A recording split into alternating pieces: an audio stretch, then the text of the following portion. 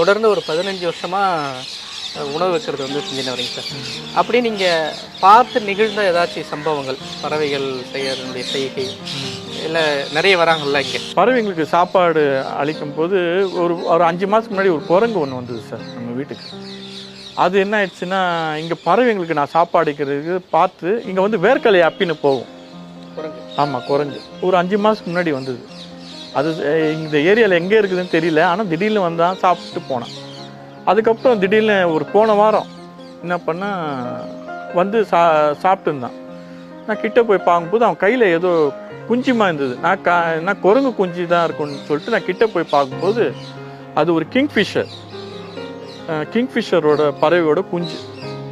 அது எங்கேயோ அது கூடுலேருந்து ஊழ்ந்துட்டுருக்குது. அதை எத்துன்னு வந்து அவன் அந்த சாப்பாடு இங்கே பறவைங்களுக்கு நான் போகிறத பார்த்துட்டு பறவைன்னு சொல்லிட்டு அந்த பறவையோட பேபின்னு சொல்லிட்டு அவனை இட்டுன்னு வந்து அந்த குழந்தை இட்டுன்னு வந்து அவன் மென்று க்ரஷ் ஆக்கி அவன் வாயில் ஊட்டுறான் சார். அவன்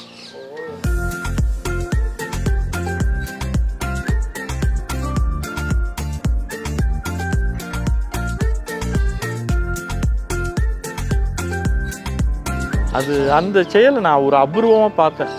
இது அந்த குரங்கு கிட்டேருந்து நம்ம கற்றுக்க வேண்டியது எவ்வளோ இருக்குது பாருங்களேன். ஒரு தாய்மை அந்த உயிரை காப்பாற்றணும்னு அந்த குரங்குக்கு தெரியுது.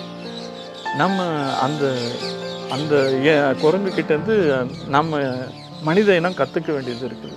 அந்த மாதிரி இந்த இனம் அழியக்கூடாதுன்னு அந்த குரங்கு நினைக்குது, அந்த உயிரை காப்பாற்றுது. நான் இத்தனை உயிரிங்களுக்கு காப்பாற்றல என்ன சார் தப்பு இருக்குது? நம்ம மனிதனாக பிறந்து இந்த இயற்கையை நம்ம கடவுளுக்கு நம்ம எதனா பண்ணணும். இது நம்ம ரிட்டர்ன் பண்ணியே ஆகணும் சார். இது பண்ணாதான் வர ஜென்ரேஷன் வாழும்.